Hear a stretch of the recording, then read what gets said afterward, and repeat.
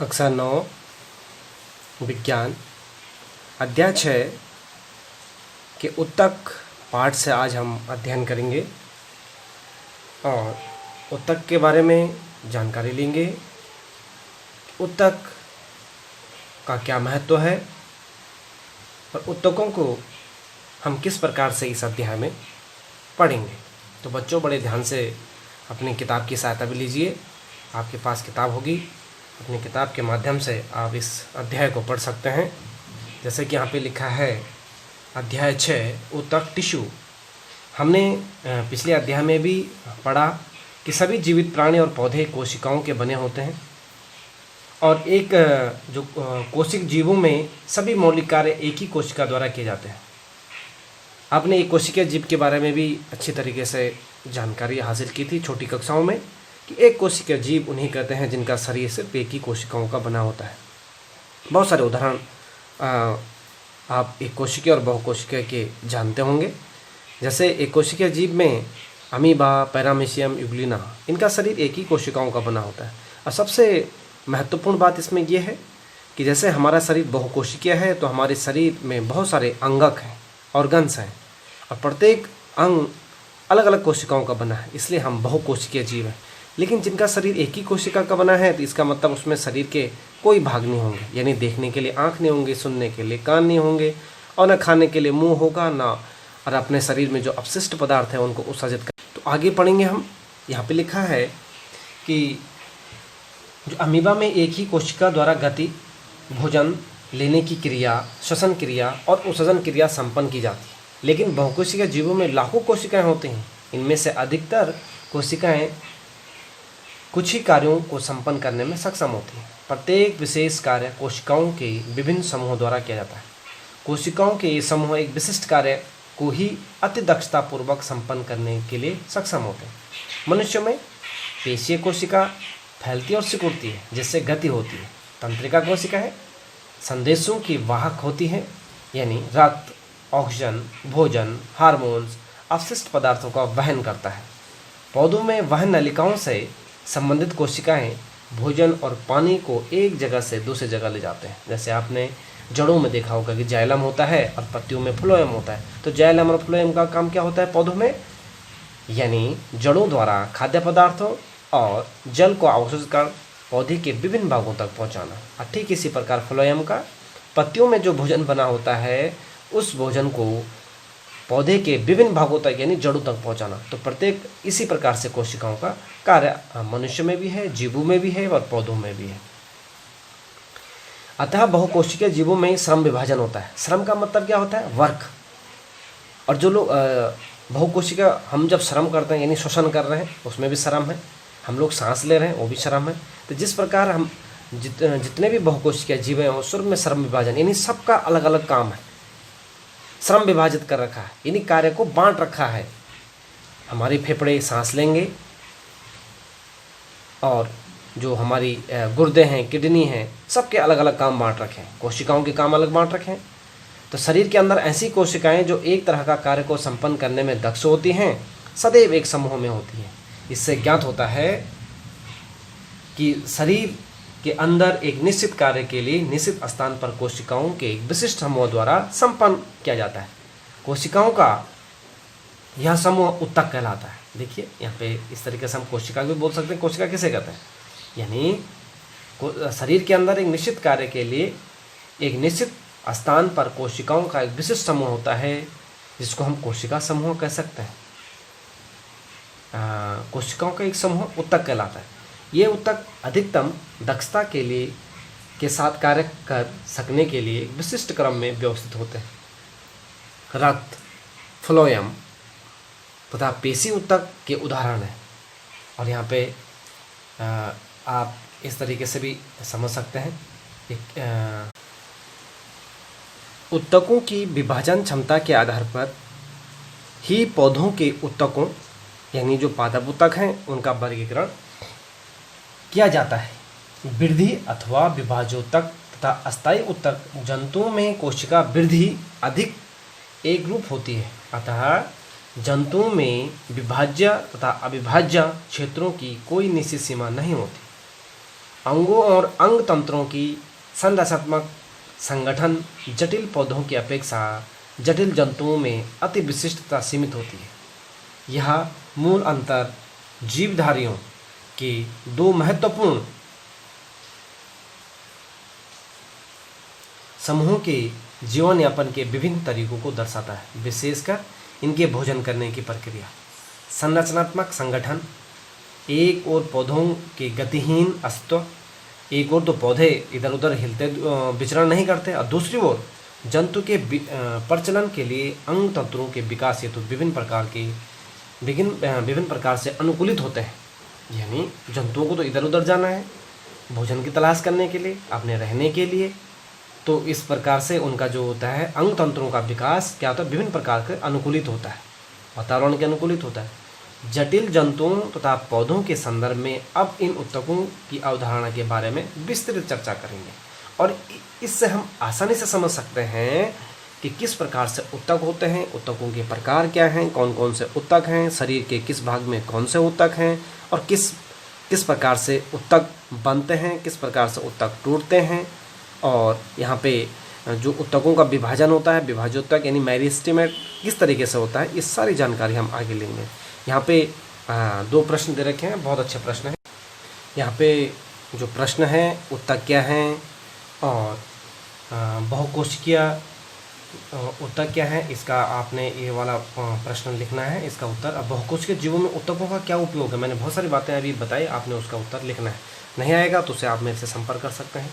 फिर यहाँ पे बहुत महत्वपूर्ण जो हम पढ़ने जा रहे हैं पादप ऊतक के बारे में पढ़ेंगे हम। ये पादप ऊतक हैं क्या, इन पादप ऊतकों के बारे में बहुत सारी जानकारियाँ प्रश्न आते हैं यहाँ से। पहला है विभाज्योतक ऊतक। यहाँ पे जैसे कि आपको ये चित्र है, इस चित्र में भी आपने अभ्यास करना है इस चित्र को बनाने का, और इस प्रयोग को आप घर में भी बैठ के कर सकते हैं, और इस प्रयोग को आप करिए। और जब आप इस प्रयोग को करेंगे तो निश्चित रूप से आपको हमेशा के लिए याद हो जाएगा कि विभाज्योतक यानी ऊतकों का विभाजन किस प्रकार से होता है। यहाँ पे एक छोटा सा क्रियाकलाप है 6.1। इस क्रियाकलाप में हम समझेंगे कि किस तरीके से कि दो शीशे के जार लेते हैं और उनमें पानी भर लेते हैं। दो शीशे के कांच के जार लेने हैं, जैसे कि आपको यहाँ चित्र में दिख रहा है। इस चित्र में आपको दिख रहा है कि शीशे के जार हैं और इसमें प्याज रखा हुआ है, लेकिन प्याज को किस तरीके से रखना है ये आपने यहाँ पे देखना है। अब कुछ दिन तक दोनों प्याजों की मूल लंबाई मापेंगे, इनकी मूल लंबाई नापनी है। फिर उसके बाद पहले, दूसरे और तीसरे दिनों की मूल लंबाई को माप लेते हैं। दूसरे जार में रखी प्याज की मूल को चौथे दिन 1 सेंटीमीटर काट देते हैं। जो उसका मूल है उसको 1 सेंटीमीटर काट देना आपने। इसके बाद दोनों जार में रखी प्याज की मूल मीन्स उसकी जड़ है, जो रूट है, की लंबाई को 5 दिनों तक निरीक्षण करें और उनमें कुछ प्रत्येक दिन की वृद्धि की माप को नीचे दी गई तालिका में लिखें। ये तालिका बनानी है आपने। तो पहले दिन पहले जार की लंबाई का जो उसका मूल था उसका कितना हुआ, दूसरे दिन का, यानी 5 दिन का प्रयोग है। तो आप इसमें कुछ निष्कर्ष देखेंगे, कुछ निष्कर्ष निकालेंगे, और इससे पता चलेगा कि ऊपर दिए निरीक्षण को देखकर आपको पता चलेगा कि किस जार में रखी हुई प्याज की मूल लंबी है, यानी पहले वाले जार में है कि दूसरे वाले जार में है। हमारे द्वारा मूल जो ये दूसरा हिस्सा काट लेते हैं, उसके बाद क्या वह वृद्धि करती रहती है। तीसरा, जब हम जार 2 में रखी प्याज की मूल के ऊपरी हिस्से को काटते हैं तो वे वृद्धि करना बंद कर देती है। क्यों, अब ये भी ध्यान देना है। देखो, आपको बहुत सारे प्रश्नों के उत्तर खुद ही मिल जाएंगे इस प्रयोग में, आपको एक अस्थायी ज्ञान भी मिल जाएगा। इस तरीके से आप इस अध्याय में इस प्रयोग को जरूर करिएगा घर में। तो बात करते हैं पादप ऊतक में विभाज्योतक की। विभाज्योतक में हमने यहाँ पे एक प्रयोग करके भी देखा, एक क्रियाकलाप करके भी देखा, जिससे हम आसानी से समझ गए होंगे कि विभाज्योतक किस प्रकार से अलग अलग जो जार थे इसमें किस प्रकार से उसकी वृद्धि हो रही है, उसकी जो रूट है, उसका जो मूल है, उसमें किस प्रकार से वृद्धि हो रही है। अब आते हैं हम कि पौधों में वृद्धि कुछ निश्चित क्षेत्रों में ही होती है। ऐसा विभाजित ऊतक के उन भागों में पाए जाने के कारण होता है। ऐसे ऊतकों को विभाज्योतक भी कहा जाता है। यानी पौधों में कुछ निश्चित क्षेत्र में ही वृद्धि होती है। तने में वृद्धि हो रही है, उसकी शाखाओं में वृद्धि हो रही है, उसके रूट में यानी उसके जड़ों में वृद्धि हो रही है, उसकी पत्तियों में वृद्धि हो रही है। तो इस प्रकार से अलग अलग भाग में, यानी जड़ में, तने में, उसका जो मुंह ऊपर का सबसे शीर्षस्थ भाग है उसमें वृद्धि किस प्रकार से हो रही है, ये हम सारी बातें पढ़ेंगे विभाजोत्तक में। तो जो पौधों में वृद्धि एक निश्चित क्षेत्र में होती है और ऐसा विभाजित उत्तक के उन भागों में पाए जाने वाले कारण होता है कि विभाजोत्तक में कौन कौन से भाग हैं। ये विभाजोत्तक किस भाग में स्थित हैं। विभाजोत्तक की उपस्थिति वाले क्षेत्रों के आधार पर इन्हें शीर्षस्थ, कैम्बियम, पार्श्व अथवा अंतर्वृष्ट भागों में वर्गीकृत किया गया है। यानी विभाजोत्तक को 3 भागों में वर्गीकृत किया गया है। 3 भाग कौन कौन से हैं? एक शीर्षस्थ है, एक पार्श्वीय है जिसको कैम्बियम पार्श्वीय बोल रहे हैं, और तीसरा भाग है अंतर्विष्ट भागों में वर्गीकृत किया गया है। विभाजोत्तक के द्वारा तैयार नई कोशिका प्रारंभ में विभाजोत्तक की तरह होती है, लेकिन जैसे ही ये बढ़ती और परिपक्व होती है इनके गुणों में धीरे धीरे परिवर्तन होता रहता है और ये दूसरे उत्तक के घटक के रूप में विभाजित होती है। यहाँ पे चित्र में आपको आसानी से दिख रहा होगा। चित्र में आप देख सकते हैं कि किस प्रकार से यहाँ पे ये जो शीर्षस्थ विभाजोत्तक है ये किस प्रकार से हम 3 भागों में बोल रहे हैं। सबसे ऊपर क्या है? शीर्षस्थ विभाजोत्तक है ना। शीर्षस्थ विभाजोत्तक सबसे ऊपर वाला भाग को हम शीर्षस्थ विभाजोत्तक बोलते हैं। ये वाला भाग शीर्षस्थ विभाजोत्तक है, ये वाला भाग। और उसके बाद अंतर्वृष्ट विभाजोत्तक है, बीच वाला भाग, और सबसे नीचे पार्श्व विभाजोत्तक। यानी इन भागों से भी, चित्र से भी साफ पता चल रहा है कि किस भाग से किस चीज़ में वृद्धि हो रही है। यहाँ पे हम पहचान सकते हैं शीर्षस्थ विभाजोत्तक यानी जो उत्तक है वो किस चीज़ में वृद्धि कर रही है? पौधे के ऊपरी भाग में। और अंतर्वृष्ट विभाजोत्तक, तो यहाँ पे सभी भागों से हम पहचान सकते हैं, जान सकते हैं कि जो विभाजोत्तक के भाग हैं, शीर्षस्थ विभाजोत्तक, अंतर्वृष्ट विभाजोत्तक और पार्श्व विभाजोत्तक, इनके अलग अलग भाग। इसकी मोटाई में अगर वृद्धि होनी है किसी पौधे की तो कौन सा कोशिका काम करेगी उसमें? पार्श्व विभाजोत्तक। और शाखाओं में वृद्धि होनी है तो अंतर्वृष्ट विभाजोत्तक। और पौधे के शीर्ष भाग में वृद्धि होनी है, वृद्धि लंबाई में बढ़ने है तो शीर्ष विभाजोत्तक का काम होगा। तो इस प्रकार से हम जान सकते हैं कि कोशिकाओं में जो विभाजन होता है वो इन भागों के कारण होता है। यहाँ पे प्रवाह के शीर्षस्थ विभाजोत्तक जड़ों एवं तनों की वृद्धि वाले भाग में विद्यमान होता है। यानी जो सबसे ऊपर शीर्षस्थ विभाजोत्तक है जड़ के मेन रूट टिप पे होगा, यानी जो जड़ का शीर्ष भाग होगा उस पे होगा। और पौधे का जो शीर्ष ऊपर वाला भाग होगा उस पे भी जो शीर्षस्थ विभाजोत्तक प्रवाह भाग है, जो प्रवाह के शीर्षस्थ विभाजोत्तक की बात हो रही है, जड़ और तने में वृद्धि वाले भाग को ही कहेंगे। इनकी लंबाई में वृद्धि करता है। यानी अगर जड़ की वृद्धि होनी है तो शीर्षस्थ विभाजोत्तक का जो भाग होगा उससे वृद्धि होगी, और तने लंबाई में वृद्धि होनी है तो शीर्षस्थ विभाजोत्तक के ही कारण इसकी लंबाई में वृद्धि होगी। और तने की परिधि अथवा मूल में वृद्धि, यानी तने को मोटा होना है, जड़ को मोटा होना है, तो कौन सा भाग होगा? पार्श्व विभाजोत्तक, जिसको कैम्बियम के कारण होता है, कैम्बियम कहते हैं। तो इस प्रकार से हम यहाँ पे चित्र से भी समझ सकते हैं कि किस प्रकार से हम अध्ययन करेंगे। और यहाँ पे अंतर्वृष्ट विभाजोत्तक जो है पत्तियों के आधार में जो टहनी होती है या इंटरनोड्स होते हैं, दोनों ओर उपस्थित होते हैं। और इस उत्तक की कोशिकाएं अत्यधिक क्रियाशील होती हैं। उनके पास बहुत अधिक कोशिका द्रव, पतली कोशिका भित्ति, स्पष्ट केंद्रक होते हैं और उनके पास रसधानी नहीं होती। क्या हम सोच सकते हैं कि उनके पास रसधानी क्यों नहीं होती? आप कोशिकाओं पर आधारित अध्ययन उल्लेखित रसधानी के कार्यों में संज्ञान ले सकते हैं। जब हम इसमें रसधानियों के बारे में पढ़ेंगे तब आपको यहाँ पे इसके बारे में जानकारी मिलेगी। तो अभी तक हम जो जानकारी ले रहे थे वो ले रहे थे यहाँ पे हमने पादप उत्तक के बारे में। तो पादप उत्तक का जो पहला भाग था वो था विभाजोत्तक, और विभाजोत्तक के जो भाग थे वो हमने 3 भागों में देखा। यहाँ पे विभाजोत्तक को सबसे ऊपर शीर्षस्थ विभाजोत्तक, ये वाला भाग उसका ये वाला भाग है। और यहाँ पे हम जान सकते हैं कि शीर्षस्थ विभाजोत्तक कौन सा है।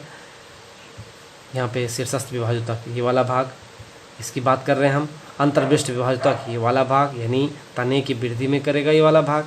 और जो पार्श्व विभाजोत्तक है ये जड़ के लिए, जड़ के अंतिम भाग में या शीर्ष के अंतिम भाग में, या पार्श्व विभाजोत्तक पौधे की मोटाई में वृद्धि के लिए काम होता है। तो प्रत्येक उत्तक का अपना अपना काम है। तो इससे हम जानकारी ले सकते हैं कि उत्तकों में इसी प्रकार से विभाजित किया गया है। अब बात करेंगे हम अस्थायी उत्तक की। यहाँ पे अस्थायी उत्तक है। पर अस्थायी उत्तक विभाजोत्तक द्वारा बनी कोशिकाओं का क्या होता है?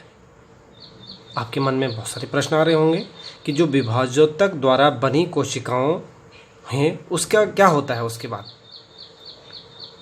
हम इससे जान सकते हैं जितने भी कोशिकाएं हैं ये विशिष्ट कार्य करती हैं और विभाजित होने की शक्ति खो देते हैं, यानी इसके बाद ये विभाजित होना बंद कर देते हैं, जिसके फलस्वरूप वे अस्थायी ऊतक का निर्माण करते हैं। उसके बाद परमानेंट टिश्यू के रूप में बिल्ड हो जाते हैं, बन जाते हैं, इसीलिए उनको क्या कहते हैं, अस्थायी ऊतक कहते हैं। और विशिष्ट कार्य करने के लिए अस्थायी रूप और आकार लेने की क्रिया को ही हम विभेदीकरण कह सकते हैं। अब आपके मन में भी बहुत सारे प्रश्न आ रहे होंगे कि विभाजोत्तक की कोशिकाएं विभाजित होकर विभिन्न प्रकार की अस्थायी ऊतक का निर्माण करती हैं, तो उसके फलस्वरूप क्या होता होगा। हम प्रयोगशाला में भी अध्ययन कर सकते हैं कि किस प्रकार से हम विभाजोत्तक यानी अस्थायी ऊतक की जानकारी ले सकते हैं।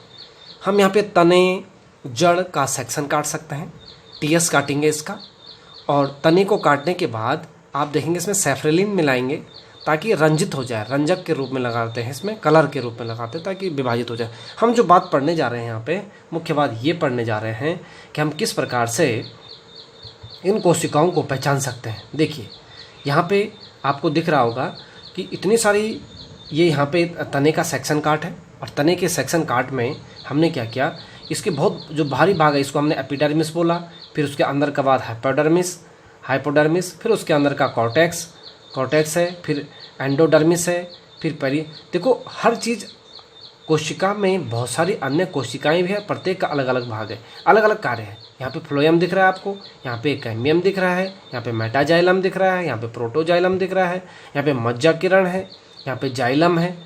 अब हम बात करेंगे सरल अस्थायी ऊतक की। अभी तक हमने अस्थायी ऊतक के बारे में बात की, अब हम करेंगे सरल अस्थायी ऊतक, सिंपल परमानेंट टिश्यू। यहाँ पे आपको दिख रहा होगा कि कोशिकाओं की कुछ परतें ऊतक के आधारित पैकिंग का निर्माण करती हैं। जी हाँ, एक नंबर का प्रश्न बहुत बार पूछा जाता है कि जो नारियल का रेशा होता है वो किस ऊतक का बना होता है। नारियल का रेशे का जो छिलका होता है बाहरी, वो किस ऊतक का बना होता है, तो उत्तर होगा हमारा स्क्लेरेनकाइमा होता है। इस ऊतक की कोशिकाएं मृत होती हैं, ये लंबी और पतली होती हैं। कोशिका मृत होती है इनकी, क्योंकि इस ऊतक की भित्ति लिग्निन के कारण मोटी होती है, जिस कारण से हम पहचान सकते हैं इनको। और यहाँ पे इस चित्रों के माध्यम से भी बता सकते हैं कि लिग्निन कोशिका को दृढ़ बनाने के लिए सीमेंट का कार्य करने वाला एक रासायनिक पदार्थ। ये भित्तियाँ प्राय इतनी मोटी होती हैं कि कोशिका के भीतर कोई आंतरिक स्थान नहीं होता। चित्र 6.4 में देख सकते हैं आप, 6.4 का सी वाला सेक्शन देखिए, इसमें बिल्कुल इनके बीच में कोई जगह नहीं है। यहाँ पे कोशिका के बीच कोशिका मिली हुई है इनके बीच में, तो ये लिग्निन कोशिका में दृढ़ बनाने के लिए सीमेंट का कार्य करती है। सी का आप फर्स्ट 6.4 सी का पार्ट देख सकते हैं। ये भित्तियां प्राय इतनी मोटी होती कि कोशिका के भीतर कोई आंतरिक स्थान नहीं होता, ये हम जान चुके हैं। यह ऊतक तने में संवहन मंडल के समीप पत्ती की कोशिकाओं, पत्ती की सिराओं में तथा बीजों और फलों के कठोर छिलके में उपस्थित होता है। यह पौधे के भागों को मजबूत प्रदान करता है। किसकी बात हो रही है अभी? किसकी बात हो रही है? स्क्लेरेनकाइमा की बात हो रही है, जिसमें लिग्निन वाला पार्ट है इसकी बात। यहाँ पे देखिए, यहाँ पे बहुत ज़्यादा, यहाँ पे ये क्रियाकलाप है 6.3 आपको दिख रहा होगा। हम बात कर रहे थे स्टोमेटा की, रंध्र की बात कर रहे थे। और ये रंध्र आपको पता है कि किस पे होता है? पत्तियों पे होता है रंध्र। और पत्तियों में किस प्रकार से जान सकते हैं हम कि पत्तियों के ऊपरी भाग और निचले भाग में भी स्टोमेटा पाया जाता है। गाढ़ सेल होते हैं, रक्षी कोशिकाएं होती हैं। और ये देखो स्टोमेटा, ये वाला भाग है स्टोमेटा का। इस तरीके से यानी स्टोमेटा को हम जानना चाहेंगे। स्टोमेटा यानी रंध्र, स्टोमेटा रक्षी कोशिकाएं होती हैं। और स्टोमेटा का काम क्या है? स्टोमेटा का काम क्या है? वायुमंडल से कार्बन डाइऑक्साइड को अंदर करना और CO2 को ऑक्सीजन को बाहर निकालना। तो ये काम है इसका। यानी अगर हम बात करेंगे रंध्र की, तो कार्बन डाइऑक्साइड गैस को लेता है अंदर की ओर, और जो ऑक्सीजन है यानी CO2 को तो ये बाहर के लिए छोड़ता है,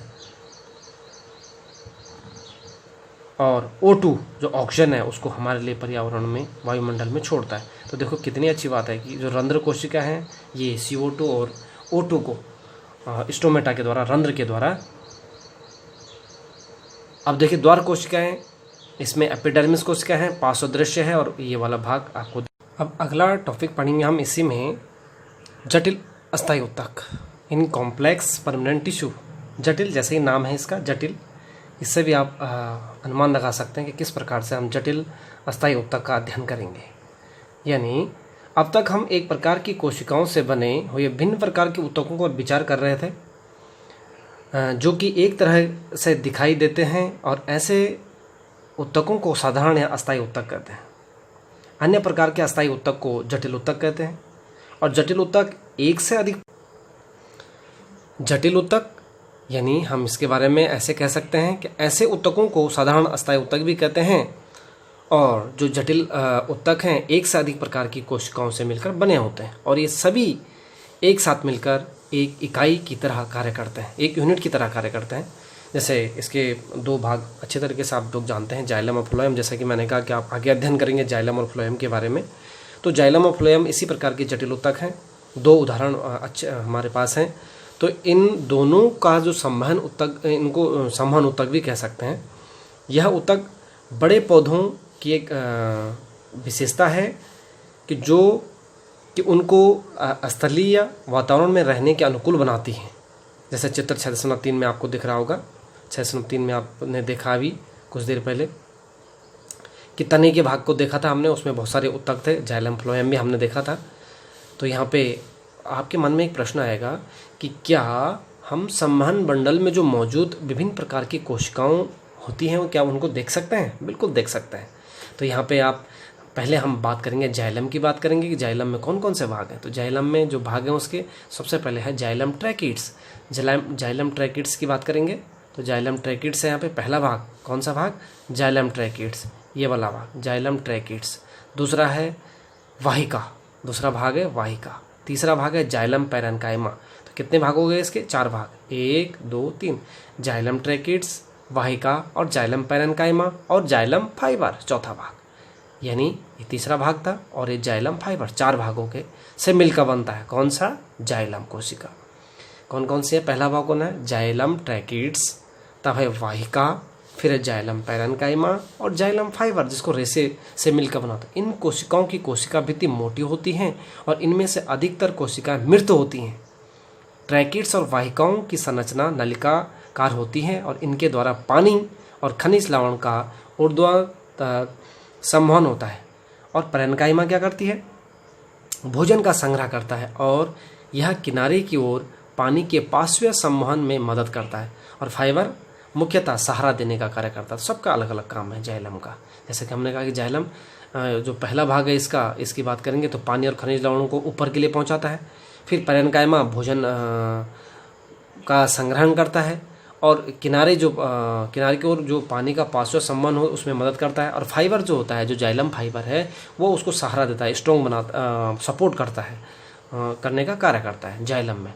अब बात करते हैं फ्लोएम की, कि फ्लोएम के भी 4 प्रकार हैं, मेन 4 कंपोनेंट हैं। पहला है चालनी नलिका जिसको सीप ट्यूब्स बोलते हैं। दूसरा है अस्थायी कोशिका। बात करते हैं फ्लोएम की, तो फ्लोएम के 4 प्रकार हैं, यानी 4 अवयव कह सकते हैं। चालनी नलिका जिसको सीप ट्यूब बोलते हैं, साथी कोशिका है, फ्लोएम पैरेन्काइमा तथा फ्लोएम रेसिस से मिलकर बना होता है। चित्र 6.7 में भी आपको दिख रहा है कि जो जटिल प्रकार के थे उसमें हम फ्लोएम के भाग थे। सबसे भाग जो बात करेंगे हम यहाँ पे चित्र में, तो इस तरीके से हम इसको देख सकते हैं कि कौन कौन से भाग हैं इसमें। चालनी नलिका, साथी कोशिकाएं, फ्लोएम पैरेन्काइमा और फ्लोएम रेसो से मिलकर बना है। तो यहाँ पे हम चित्र में भी देख सकते हैं। यहाँ पर ट्रैकिड्स है, फ्लोएम की बात कर रहे हैं हम, यह है फ्लोएम और यह है जाइलम। यहाँ पे 2 चित्र दिख रहे होंगे आपको, फ्लोएम और जाइलम। पहला चित्र यहाँ पे ये फ्लोएम का है, ये वाला भाग फ्लोएम है और ये भाग है जाइलम। तो फ्लोएम को देखेंगे हम, फ्लोएम के कौन कौन से भाग यहाँ पे दिख रहा है। फ्लोएम के जाइलम के ट्रैकिड्स, वाहिका और जाइलम पैरेन्काइमा दिख रहा होगा आपको। सबसे पहले ये ट्रैकिड्स है, ट्रैकिड्स की संरचना आपको दिख रही होगी। फिर वाहिका है, वाहिका की संरचना दिख रही है। और यह है जाइलम पैरेन्काइमा, ये वाला जाइलम पैरेन्काइमा, ठीक है ना। अब इसके बाद हम देखेंगे आगे फ्लोएम के, जो फ्लोएम के सेक्शन कटिंग है। यहाँ पे चालनी नलिका, जिसके लिए हमने कहा चालनी नलिका है, फ्लोएम पैरेन्काइमा है, फ्लोएम पैरेन्काइमा है, साथी कोशिका है, फ्लोएम पैरेन्काइमा और फ्लोएम रेसे जिसकी हम बात करेंगे, फ्लोएम रेसे चौथा भाग, साथी कोशिका है। इस प्रकार से फ्लोएम के भी 4 भाग है, तो जटिल उत्तक के 2 प्रकार हो गए, जाइलम और फ्लोएम। तो फ्लोएम का एक अच्छा सा जो जानकारी आपको और देना चाहूँगा कि चालनी नलिका छिद्रित भित्ति वाली तथा नलिकाकार कोशिका होती है और फ्लोएम जाइलम के असमान पदार्थों की कोशिकाओं में दोनों दिशाओं में गति कर सकता है। फ्लोएम पत्तियों से भोजन को पौधे के विभिन्न भागों तक पहुंचाता है और फ्लोएम रेशों को छोड़कर फ्लोएम कोशिकाएं जीवित कोशिका है। सिर्फ फ्लोएम जो रेशे हैं वो मृत कोशिका है और बाकी जितने भी भाग है फ्लोएम कोशिका की सारी जीवित कोशिका है। तो यहाँ पे हमको 2 चीज़ आसानी से पता चल गई कि जाइलम का काम क्या है, फ्लोएम का काम क्या है। जाइलम का काम क्या है? जाइलम जड़ों के द्वारा खनिज लवणों को पौधे के विभिन्न भागों तक पहुँचाता है और फ्लोएम यहाँ पे साफ लिखा है कि फ्लोएम पत्तियों में जो भोजन बनाता है, सूर्य की प्रकाश की उपस्थिति में प्रकाश संश्लेषण के द्वारा जब पत्तियाँ भोजन बनाती हैं तो फ्लोएम कोशिकाएँ उनको भोजन को विभिन्न भागों तक पहुँचाने का काम करती है। तो यहाँ पर हमने जाइलम और फ्लोएम के बारे में पढ़ा। अभी उत्तक यहाँ पे प्रश्न भी आएंगे, उन प्रश्नों को मैं बाद में दूसरे वीडियो में आपको बताऊंगा एक एक प्रश्न करके। प्रश्न यहाँ पे सरल उत्तकों के कितने प्रकार होते हैं अभी हमने पता किया। प्रवाह के शीर्षक विभाजित में कहाँ पाया जाता है ये भी आपने अभी पढ़ा। अब एक प्रश्न जो मैंने कहा कि बार बार पूछा जाता है, नारियल का रेशा किस उत्तक का बना होता है, तो हमने पढ़ा था अभी तक।